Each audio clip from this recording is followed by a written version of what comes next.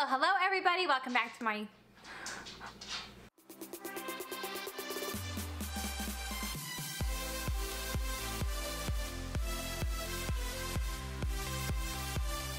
Hello everybody, welcome back to my channel. If you're new here, welcome. My name is Vanessa and today I have another what I eat in a day gluten-free video for you guys. If you guys are new to my channel, I have a whole list of what I eat in a day along with gluten-free breakfasts and gluten-free lunches and gluten-free dinners and all the whole shebang. So I'll leave a link either down below or I'll leave it up above or wherever they're gonna be.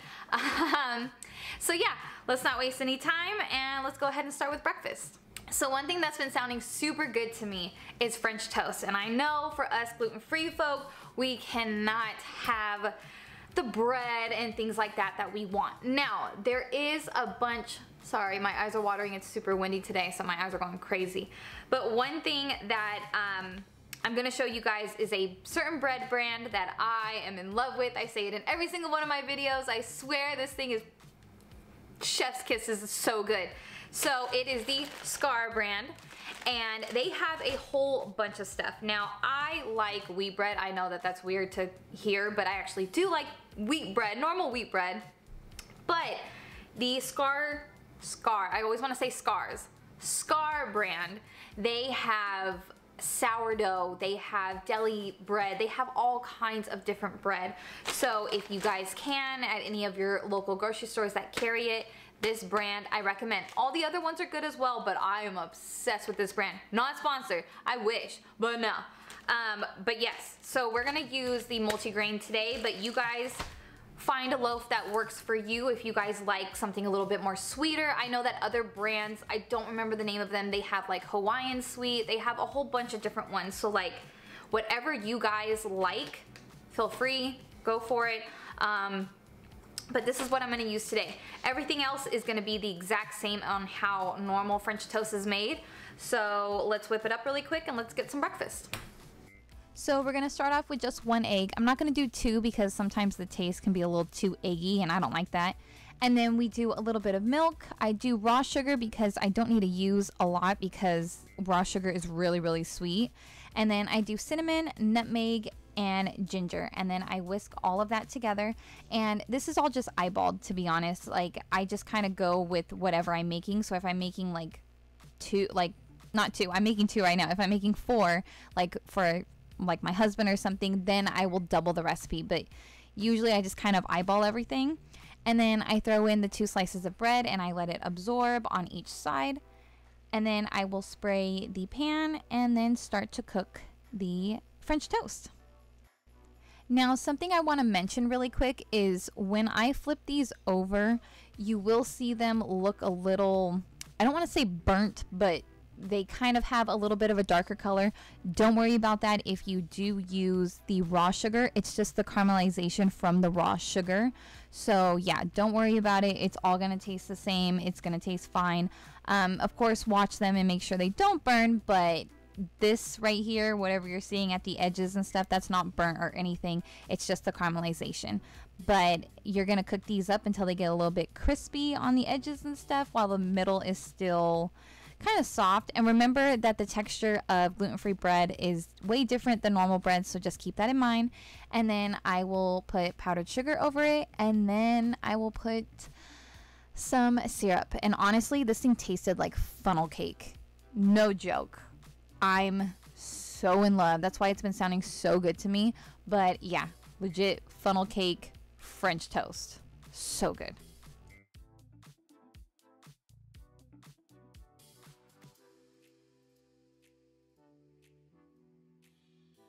Hopefully I'm in focus.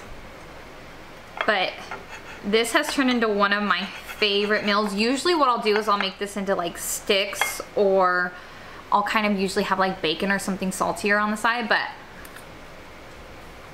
so good. You know what's funny is that when I was younger, I always hated French toast because I'm wondering if I was always like had a problem with gluten. If you guys are new, I'm not celiac, I have GERD, but I bloat and stuff when I eat anything with gluten in it. I've tested it. Not officially tested for celiac yet, but I just decided to make that transition on my own. I say that almost in like every video. But when I was younger, I used to eat bread in the morning, like Pop-Tarts or toasted strudel, or I would have like just toast and butter, pancakes, and every time I would feel so sick after. And my stomach would be growling, like I'd be in school and my stomach would just start growling like crazy, and then it was like I felt sick by lunchtime. I don't know what happened, but maybe it's because of this. Tell me if you guys have ever had that issue. I did. So good, dude. Dude. Alright, so I will see you guys lunchtime. Once again, give this a try. I'm getting it all on my face. Hopefully I have no more powdered sugar all over my face, but something I've been in the mood for is Chipotle, and where I am in Arizona, Chipotle's not that close. It's like in like 2 cities away, so it probably takes like 45 minutes to get there. But I found this the other day at the store. This is minute rice, and yes, it is gluten-free. Where did I see it? On the back, right there. You probably can't see it, but gluten-free. So we're gonna heat this up. This is a cilantro lime one. I also got a chicken one. They have a brown rice one, a brown rice and quinoa one, which I'm not the biggest fan of quinoa. I don't like the texture of it. So we're gonna use the cilantro rice. I already have some made chicken that I have just made, cut up. I don't know if the ones that are already frozen are gluten-free or not. I'm gonna have to check. I also have an app on my phone that I scan. Now, I don't know how that works for people with celiac. Like I said, I'm not celiac. I am assuming gluten intolerant, so I'm kind of on a weird scale, but I have said in other videos I have GERD. So I have to be cautious with like both things, but like some things upset me, some things don't, and others I have to just kind of, it's a roll of the dice, and I see if it's okay or if it's not, like depending on what the app and stuff says or what the actual thing, product, I don't know. But pretty much what we're gonna do is a burrito bowl today. So I'm gonna heat this up. I'm gonna heat up some chicken. I'm gonna cut up whatever veggies I have. I think I have a few tomatoes, or actually I think I have some leftover pico. I have sour cream, I have guac, I have salsa. I think I have beans, but I don't know if I feel like heating those up right now. I might have bell peppers, so maybe we'll do like a little bit of a chipotle bowl, but not really. We'll just see kind of what I have on hand, and we're just gonna kind of heat it up, throw it all together. So that's gonna be lunch. Let's get started. So this one's gonna go kind of quick because it's a quick and easy meal already, because you know everything's already pretty much set up. But I will heat the rice up that pretty much the package says, and it's about it's minute rice, so it's like 60 seconds, isn't it? 90 seconds? Something like that. And then I will put that in a bowl, and I don't have a clip of the chicken for some reason. I thought I was filming, but I guess I wasn't. But all I did was just, I had leftover chicken, so that's already done. I'm gonna add that to it, and then I had corn in my freezer, so I heated up a little bit of corn, and then I put some pico and some guac.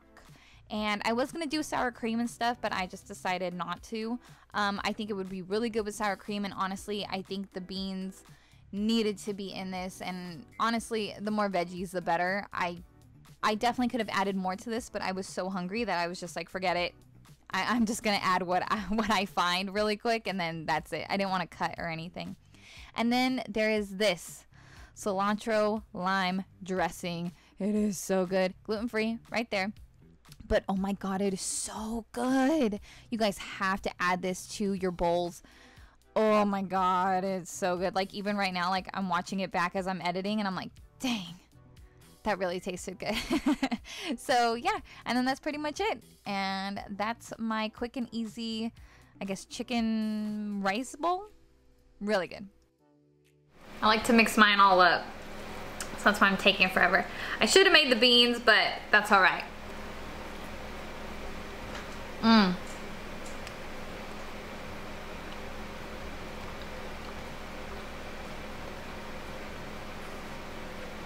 This is my first time trying the cilantro lime sauce. Because I was gonna make it and then I was like, I don't know if I really feel like doing that. But then I found it the other day. And I hadn't made anything with it yet. This is good. It reminds me of something, but I can't think of what.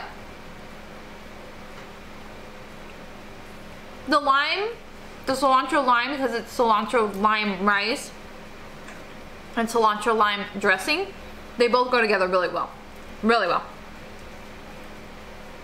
I think that even with the chicken ones, I think it would still taste really good.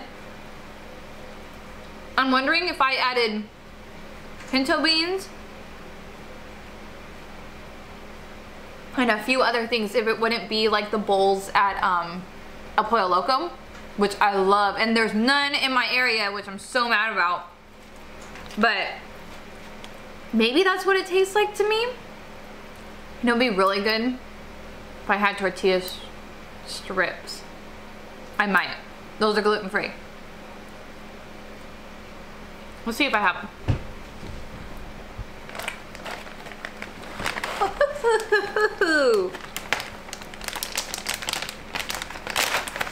Tortilla strips. Gluten-free, promise. Let's see. Add a little crunch to it.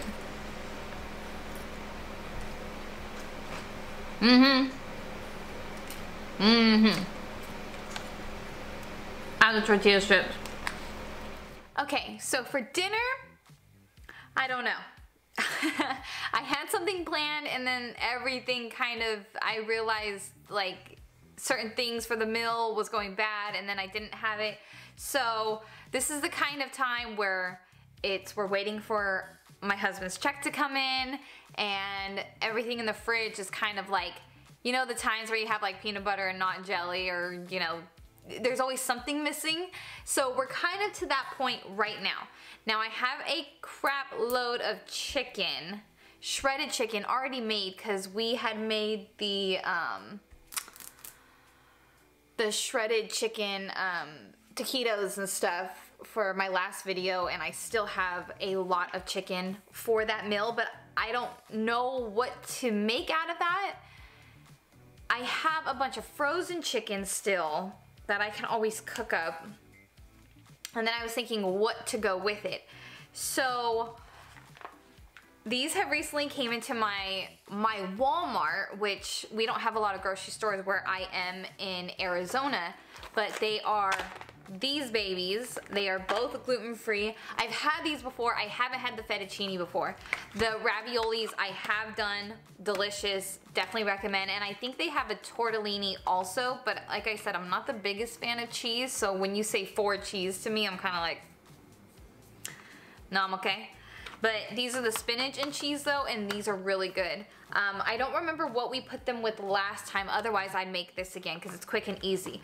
But good pasta texture, everything like that. So I haven't decided if I want to make this or if I want to make this. So I think I'm leaning towards the fettuccine, and I think I'm gonna see what I have to make like an Alfredo sauce, because I can't go and buy any Alfredo. And I don't know if I have enough milk though. So we'll see. We'll see what I come up with.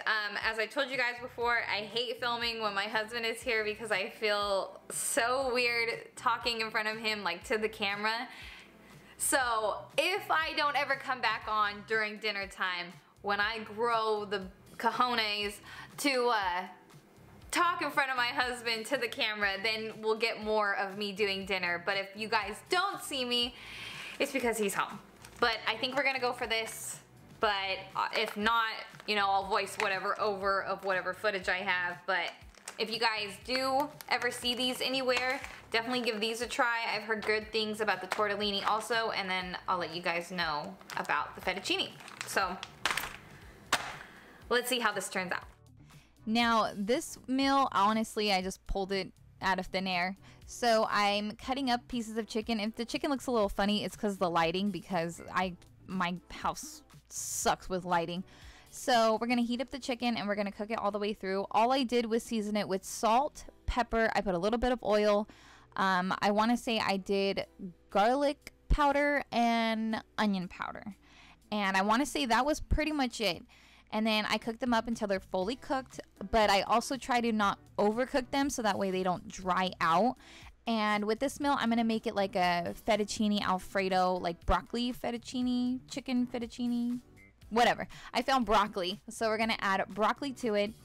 And with the noodles that I had showed you guys earlier, just be a little bit careful not to overcook them because they cook super quick. They're not like the hard noodles, they're soft. So you have to break them apart and then throw them into boiling water. And they only take like 2 minutes. So just make sure that you're very careful and watching.